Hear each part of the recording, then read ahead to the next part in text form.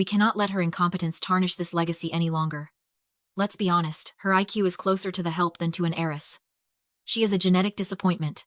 And today, we are finally scrubbing the stain clean. My father's voice boomed across the vineyard, every word a calculated strike. He raised his champagne glass and pointed directly at me. Standing in the back in a server's uniform, 200 guests turned to stare. My mother sipped her wine, unbothered. I didn't cry. I didn't run. I just checked my watch. 2:01. Perfect. He thought he was ending my future. He didn't realize he had just triggered the trap I'd spent 5 years building. Before I tell you what happened next and how I legally evicted my own parents from their $15 million mansion in under 10 minutes, drop a comment telling me, have you ever been underestimated by your own family? I want to read your stories. I slipped through the service doors into the commercial kitchen, the heavy stainless steel shutting out the sound of my father's laughter and the applause of 200 guests. It was quiet here. Cold. The kind of sterile silence where you can finally hear yourself think. I set the tray of dirty champagne flutes on the counter and looked at the manila envelope Mr. Thorne had pressed into my hand. My hands weren't shaking. They were steady. That's what 5 years of holding your breath does to you. It teaches you stillness. My name is Kara. I am 27 years old, and for the last half-decade, my official job title within the family empire was unpaid family intern. That was my father's idea of a joke. While my sister Victoria received a $500,000 annual allowance to network in Paris and Milan, I was given a room in the servants' quarters and a $0 salary. My father called it building character. He said that because I was slow, his favorite word for me, I needed to learn the value of hard work from the bottom up. So I worked. I managed the estate's logistics. I balanced the books for the commercial wing. And I drafted the architectural plans for the new tasting room that Victoria was currently taking credit for outside. But the cruelty wasn't the lack of money. It was the paperwork. Every Friday at 5 in the afternoon, my father would call me into his study. He would slide a timesheet across his mahogany desk. Sign it, he would say, swirling his scotch. Document your hours. We need a record of how long it takes you to do simple tasks. It's for your own development. I signed them. Every single week, 80 hours, 90 hours. I logged every minute. I scrubbed floors, balanced spreadsheets, and designed buildings. While he stood there mocking my handwriting, telling me I was lucky he let me live under his roof. You might be asking, why? Why did I stay? Why did I sign papers that were designed to humiliate me? There is a trap that happens when you are raised by people who view kindness as a weakness and cruelty as love. It's called the trap of normalized cruelty. When you grow up in a cage, you don't dream of the jungle. You just dream of a slightly bigger cage.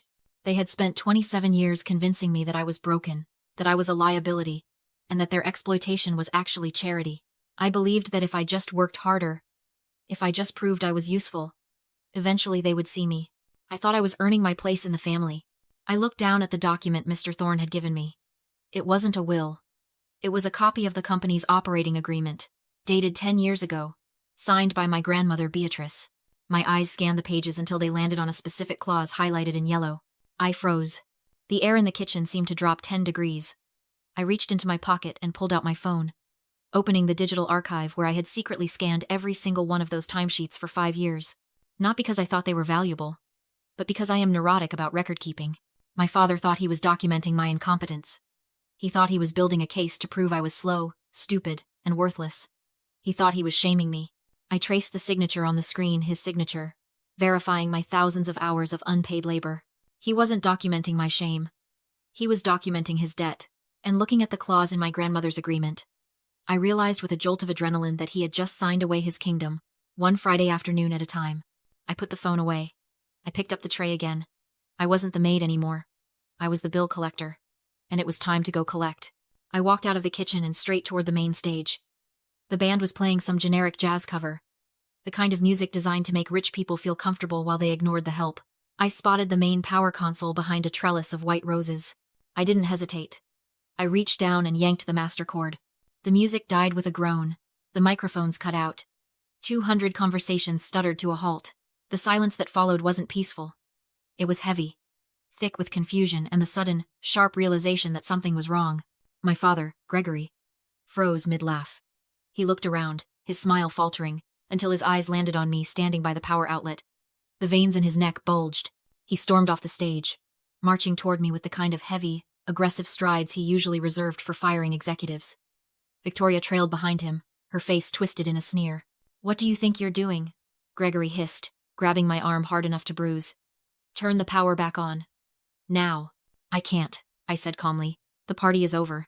Victoria laughed, a high, brittle sound. Oh my God. Look at her. She's actually trying to ruin my moment. Are you that jealous, Kara? Just because Dad finally admitted you're a waste of space doesn't mean you get to throw a tantrum. This isn't a tantrum, I said. This is an eviction. Ignore her, Gregory announced to the nearby guests, his voice pitching up into that fake, jovial tone he used for damage control. My daughter is having one of her episodes. Please, everyone, grab another drink. We'll handle this. He leaned in close to my ear, his breath smelling of expensive scotch and rot. You want to play games? Fine. Let's play. I wasn't going to tell you until Monday. But since you're acting like a lunatic, you should know. We've already signed the papers. What papers? Conservatorship, he whispered, the words sliding out like a knife. We're sending you to the Whispering Pines facility next week. Long-term care. Clearly, you're mentally unstable. You can't be trusted to live on your own, and you certainly can't be trusted around normal people. My blood ran cold. Whispering Pines wasn't a care facility. It was a warehouse for the inconvenient relatives of the wealthy. They weren't just kicking me out. They were planning to lock me away, to silence me, to erase me completely so they wouldn't have to look at their failure anymore. You're going to institutionalize me? I asked, my voice barely a whisper. It's for your own good, my mother added, appearing at his elbow, adjusting her diamond bracelet as if we were discussing dinner plans. You're obviously unwell, Kara. Look at you, creating a scene. Only a sick person would do this to her own sister. That was the moment the last thread snapped. The final, microscopic fiber of loyalty I held for these people disintegrated. They weren't my family. They were predators. And you don't negotiate with predators. You put them down. You're right, I said, pulling my arm free from his grip. I am making a scene. But you haven't seen anything yet. I turned and walked toward the stage. The microphone was dead, but my voice had never been stronger. I stepped onto the stage and plugged the master power cord back in. A sharp screech of feedback tore through the air, causing 200 guests to cover their ears. It was an ugly sound, violent and raw, but it got the job done. The murmurs stopped. The laughter died. I tapped the microphone twice. Thump, thump. Ladies and gentlemen, I said, my voice echoing across the vineyard with a clarity that made my mother flinch. I need your attention. This event is officially over. Gregory froze at the bottom of the stage stairs, his face a mask of purple rage. Cut the mic, he screamed at the sound technician, who was frantically looking between us, unsure who signed his paycheck anymore. Don't listen to her. She's having a breakdown. I'm not having a breakdown, I said, looking out at the sea of designer suits and silk dresses. I'm conducting a business transaction. And right now, you are all trespassing. Get off that stage, Victoria shrieked, hiking up her couture gown to rush the stairs. You're ruining everything. I didn't move. I simply opened the folder Mr. Thorne had given me and held up the blue-bordered document for the front row to see. For 27 years, my father has told you that the Highland estate is his legacy. He lied. 10 years ago, my grandmother Beatrice split this property into 2 distinct legal parcels. The residential wing, where my parents sleep, and the commercial wing, the vineyards, the tasting room, and this specific event lawn where you are currently standing. I looked down at Gregory. He had stopped moving. The color was draining from his face as the realization hit him like a freight train. He knew about the split. He just never thought I would see the deed. According to this operating agreement, I continued, my voice cold and flat, ownership of the commercial wing transfers automatically to the majority shareholder of the family trust. And thanks to the unpaid labor documents my father just spent 5 years verifying with his own signature, that majority shareholder is me. A gasp rippled through the crowd. I saw the investors in the front row whispering, pulling out their phones. They understood hostile takeovers. They understood leverage. As the sole owner of this venue, I announced, I am hereby revoking the permit for this event due to severe liability concerns regarding the current management's competency. You have 10 minutes to vacate the premises before I authorize the removal of all unauthorized personnel. You can't do this, Gregory roared, lunging for the stairs. This is my house. Security. Get her down. Security, I repeated into the mic. Please remove the trespassers. He turned, expecting the estate's usual elderly gate guards. Instead, 5 men in tactical black uniforms stepped out from the shadows of the trellis. I hadn't hired them from the local firm. Mr. Thorne had brought them in from a private protection agency in San Francisco. They moved with the silent, heavy precision of a thunderstorm. 2 of them stepped in front of the stage, blocking Victoria and my mother. The other three formed a wall between Gregory and the guests. 10 minutes, I said, checking my watch again. I suggest you take your gift bags. It's a long walk to the main road. For a moment, nobody moved. It was a standoff between the old king and the new reality. Then, the first guest, a rival winemaker who had hated my father for years, set down his glass and started walking toward the exit. That broke the spell. The herd turned. The party disintegrated into a chaotic stream of valets and confusion. I stood on the stage, watching my family's perfect image crumble in real time. I felt tall. I felt terrifying. But Gregory wasn't done. He stared up at me, his eyes narrowing into slits of pure malice. He reached into his jacket pocket. Not for a weapon, but for his phone. He didn't look defeated.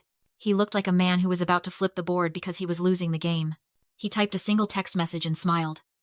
It was the smile of a predator who knows something the prey doesn't. The sound of sirens cut through the valley air like a scream. It started faint, a distant wail rising over the murmur of the departing guests. But within seconds, it was deafening. Blue and red lights flashed against the white trellis, painting the vineyard in violent, strobing colors. The remaining guests froze. Security guards looked toward the driveway. Even Victoria stopped her shrieking. I looked at Gregory. He wasn't looking at the approaching police cars. He was looking at me, checking his watch with the calm satisfaction of a man who had just timed a demolition perfectly. "You didn't think I'd let you walk away with my property, did you?" he asked, his voice low enough that only I could hear. 3 squad cars screeched to a halt at the edge of the lawn. Doors flew open. Uniformed officers spilled out, their hands resting near their holsters, moving with the aggressive urgency of a high-stakes raid. I expected them to head toward Gregory. I expected Mr. Thorne to step forward and explain the trespassing. I expected logic. Instead, the lead officer pointed straight at me. "Kara!" he shouted, bypassing my father entirely. "Step away from the podium and keep your hands where we can see them." My stomach dropped. "What? I'm the owner. I just... Step down. Now." I walked down the stairs, my legs feeling like they belonged to someone else. 2 officers grabbed my arms before my feet even touched the grass. They spun me around, forcing my chest against the side of the stage. "You are under arrest for grand theft and corporate espionage," the officer recited, the metal of the handcuffs clicking tight against my wrists. "We have a sworn statement regarding the theft of $50,000 in vintage wine reserves and the theft of proprietary trade secrets." Theft. The word rang in my ears. Absurd and terrifying. I looked up and saw my mother standing by the trellis, clutching her pearls, playing the role of the devastated victim to perfection. Victoria was recording everything on her phone, a smirk playing on her lips. And Gregory was walking toward the police, shaking his head with a performance of heavy, paternal sorrow. "I'm so sorry, officers," he said, loud enough for the lingering crowd to hear. "We tried to handle this internally. We didn't want to involve the authorities. But when she became violent, when we realized how much she had taken..." "You filed the report this morning," I realized, staring at him. He stepped into my personal space, close enough that the officers thought he was saying a tearful goodbye. He leaned down, his eyes devoid of anything human. "Of course I did," he whispered. "Did you really think I'd leave my legacy unprotected against a jealous, incompetent little girl? I knew you were planning something. I knew you'd try to use your little access codes to hurt us." He patted my shoulder, for the benefit of the audience. "You're going to jail, Kara," Gregory sneered. "You'll drown in legal fees while I take back everything you thought you earned." He smiled like a wolf baring its teeth.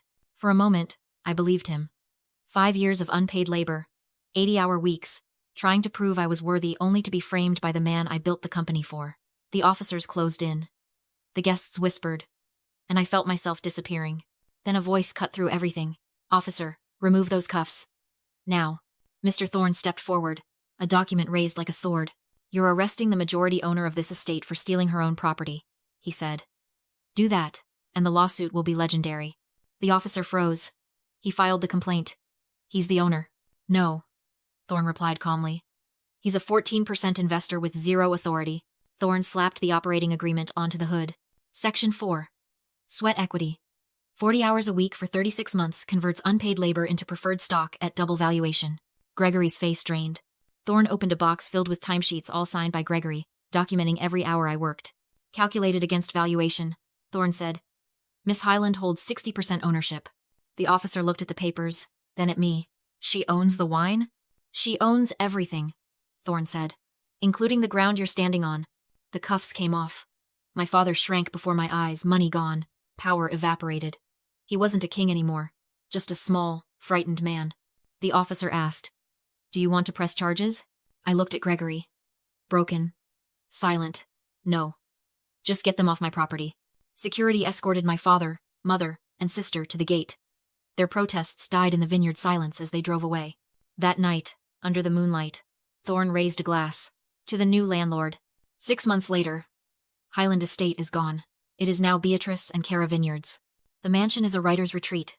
My old room is a scholarship office. We fund students. Nobody believed in people like me. Gregory and my mother live quietly in Arizona. I send them small checks, minimum wage, formatted like pay stubs. Victoria works in a law firm. She asked for a loan. I sent her a harvesting job application instead. In my new office hangs one framed item. A timesheet from my 25th birthday, 82 hours, signed by Gregory. A reminder. Power isn't inherited, it's earned. Boundaries are doors. And sometimes the scapegoat becomes the owner. If you've ever quietly built something while everyone doubted you, tell me what it is. I'm listening.